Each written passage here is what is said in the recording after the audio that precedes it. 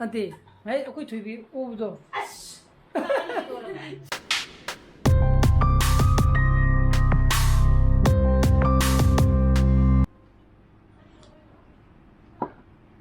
Good morning, guys. Welcome back to my channel. Ma'am, my brain is kali.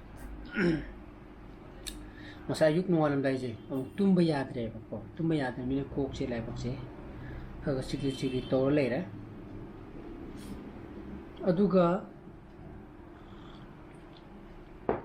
Aku ini hantar football dah Messi je PSG de transfer tahu kena.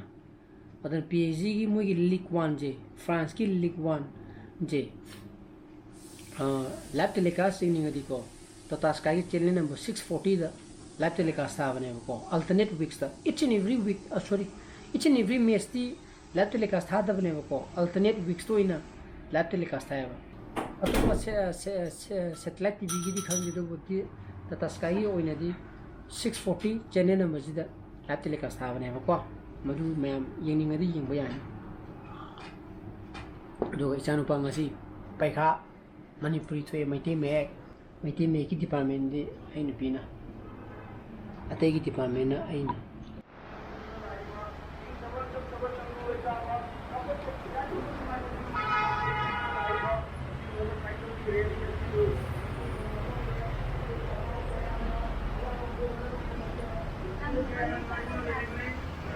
करी की rally न होंगे शांति की rally का है करी rally न होंगे बस शांति की रैली का है अरे बीजेपी ने तो किन्होंने बस रैली ने वो करी रैली न होंगे मैम की शांति पूरा का चली काना का है ताऊ ग्रे जो कोई दे अयुकी चमचोंग मरांगी nga sin chono pagi na pui lomba haw no ya haw कोई दे pui lomba cha da mina कोई दे चम थोंग ओइना तौरे कोई दे तुम भी कितन याव चलो बाप पे खाजू लुए करे जब तक तो इन फिल्म वीडियो के वो हलागन दिन पा का है कि पे हां पाथो के मा लाइकन पाजिन हाई रि माना लेनि पाजे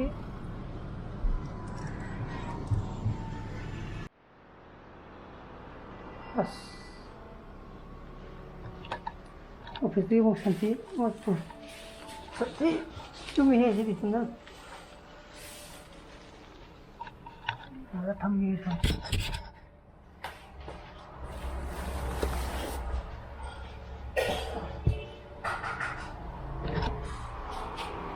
ये बिना मुस्ताफ और संदीप को भागी वो भी ले अरे पे के नो खरा इंजन ना फिर पिरे मैं हिंगों ना पाली ना को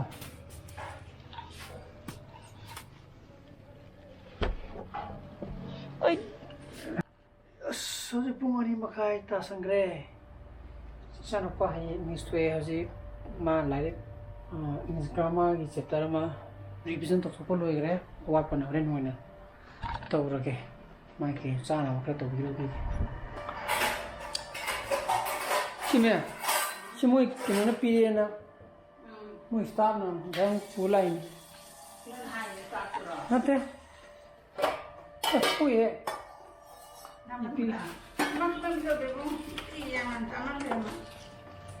नाम जो ना है जो 자, 빨리 목 빠두니 거 라리. 다 브로, 해 빠두니 거래.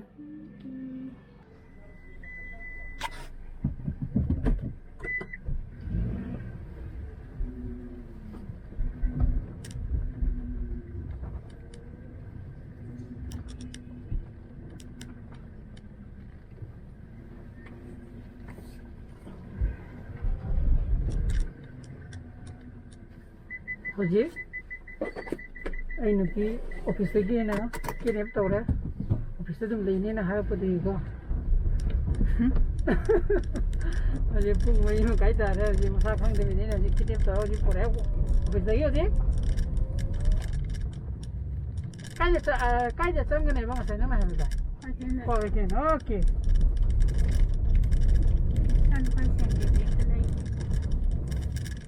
चलो पा गया ꯑꯩꯒꯤ ꯆꯥꯕ ꯌꯥꯗꯕ Iya. ꯑꯁ ꯆꯥ ꯅꯨꯡ ꯊꯛꯄ꯭ꯔꯣ ꯊꯛꯑꯝꯒꯅꯤꯅꯦ Bora. ꯕꯣꯔꯥꯒ ꯁꯣꯅꯤꯌꯥ ꯂꯥꯛꯇꯦ ꯑꯣ ꯄꯥꯎ ꯆꯠꯂꯤꯁꯦ ꯄꯥꯎ ꯂꯩꯇꯦ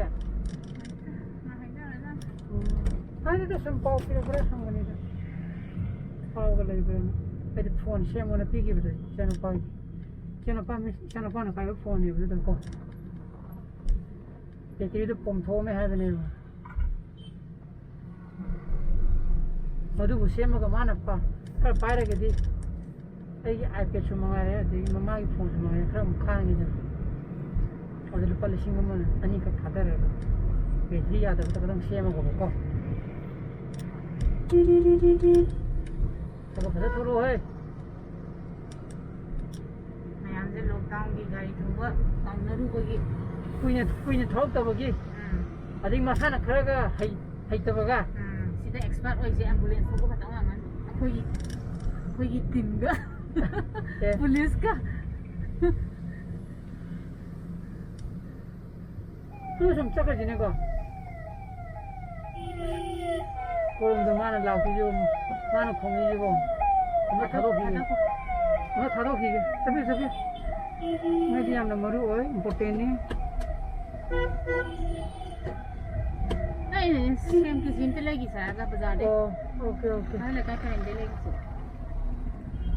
tung de la ko mi ngoram ne ye son dong the to ko nang ma sin chi dong hero hai pui gyan ta na thepi bani da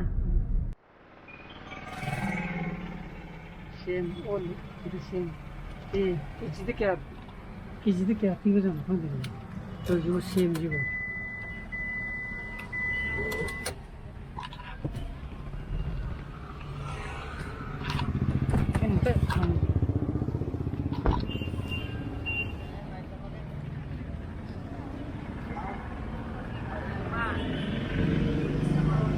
Feeling ko ko mo yin ya ya ko. Ko ga be. Lo. Feeling ko mo bo gu do. Mo du chani ang pai da. Ma da yaw dre.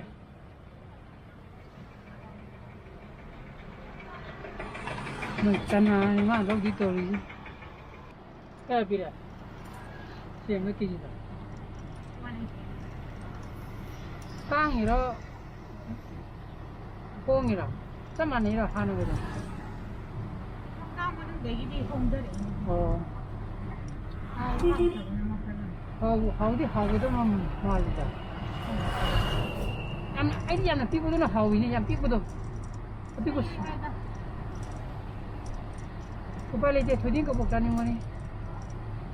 근데 nang cha ko pu chi hai da thu ne thuê ati laundry thei ro jo ya en bi ko ji favorite thau du lupa chi thau ku tang hek yam da ba to ko ka ka don lag lag tu ko ba ju hawai na ma ani ne de ka slice ni मैं मुझे पुंग तरो मकाई तारे को सीधे ngasi सीधे लेरी सा sang na सीधे मैं आमा लेरी से अर्बन टेकआउट कोई क्वाकिटेन असम लकाई लेबा रेस्टोरेंट सिना आईगी सासी तक्सी मुकबांग की चैनल दो मधु की स्पॉन्सर लाइन है को अर्बन टेकआउट हाई रिवर्सिटी रेस्टोरेंट से सीधे ओनली टेक अवे ने डाइन इन दी यात्रा को अदना मागी जे लोइना मुक सिदा फंगी जे कोई स्टार्टर आइटम सलाड्स अदगी main course chicken dum biryani अदगी ऑक्टोपस लोइनु फंगी को दो सिदा कोई रुपीस 500 एंड अबव delivery तौरगदी free charges has a free delivery home delivery पिए को अदुगा मोई अकुप मरोन यंबी के हायरगदी मोई Instagram page सु sorry Instagram की link सु description box दा हापसरमगे contact सु लोइनमु हापसरमगे को सिजनी सिना मोई मेनू ने को अदुना मोई मेनू मैम जे ने लोइनमु पारगद लेबदी यादरे सिलमु smoke pork अदगी with bamboo shoot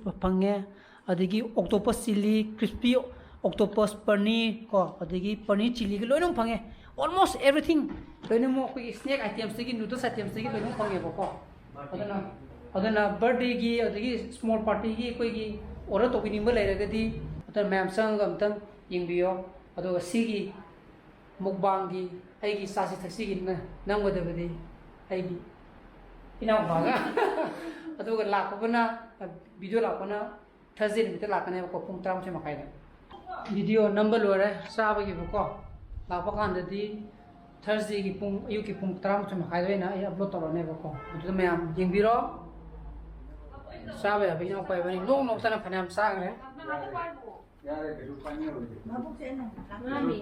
Tibi, kailan rin? Tibi, sabi yam na himbagi na makita ore, ji? Sabi yam himbagi na.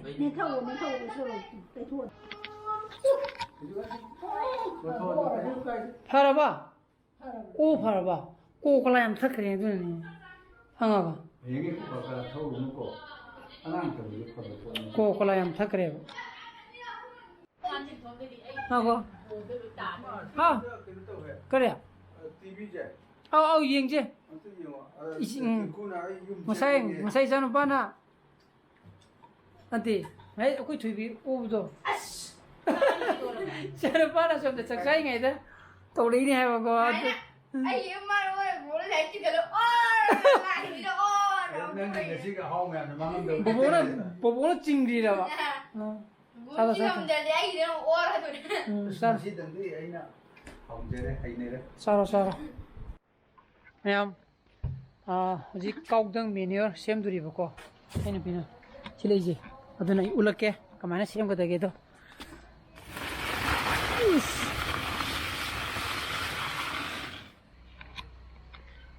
ꯑꯩꯒꯤꯁꯦ ꯁꯟꯊꯤ ꯑꯀꯪꯕꯅꯤꯀꯣ ꯅꯨꯃꯤꯠ 6ꯅꯤꯒꯨꯝꯕ ꯁꯨꯔꯦꯕ ꯑꯩꯒꯤꯁꯦ ꯑꯗꯨꯒ ꯇꯤꯡꯉꯤꯁꯤꯅꯅꯦ ꯁꯤꯒꯤ ꯕꯥꯏꯑꯣꯀꯝꯄꯣꯁꯁꯦ ꯁꯤꯒꯤ ꯃꯍꯤꯗꯅꯤꯀꯣ ꯑꯩꯅ ꯇꯤꯡꯉꯤꯁꯦ ꯑꯗꯨꯒ ꯉꯁꯥꯏꯒꯤ ꯁꯟꯊꯤ ꯑꯀꯪꯕꯁꯦ ꯅꯩꯈꯥꯏꯗꯣꯏꯅꯦꯕ ꯃꯅꯝꯗꯤ ꯉꯥꯎꯔꯦ ꯑꯩꯗꯤ ꯁꯨꯃꯥꯏꯅ ꯁꯟꯊꯤ ꯑꯀꯪꯕꯁꯦꯀꯣ ꯁꯨꯃꯥꯏꯅ ꯃꯀꯨꯞ ꯇꯥꯅ ꯅꯩꯈꯥꯏꯕꯤꯔꯣꯕ ꯁꯤ ꯅꯩꯈꯥꯏꯕ ꯀꯥꯟꯗ ꯃꯍꯤ ꯀꯩꯁꯨ ꯊꯣꯛꯑꯣꯏꯕ ꯈꯨꯠꯇꯣ ꯁꯨꯃꯥꯏꯅ ꯐꯣꯡ ꯀꯥꯏꯕꯅꯦꯕ ꯇꯤꯡꯉ ꯃꯇꯨꯡꯗ ꯇꯤꯡꯕ ꯀꯥꯟꯗ mahi sumana dum phong adum kai ne ba mahi habi chanap lawarga santhi fresh ki ta suntok to ro ba si fazana kanghala matung da tawbani na ko aduga si process sumana fazana thugai bi re dana aduga aigi dadi si ma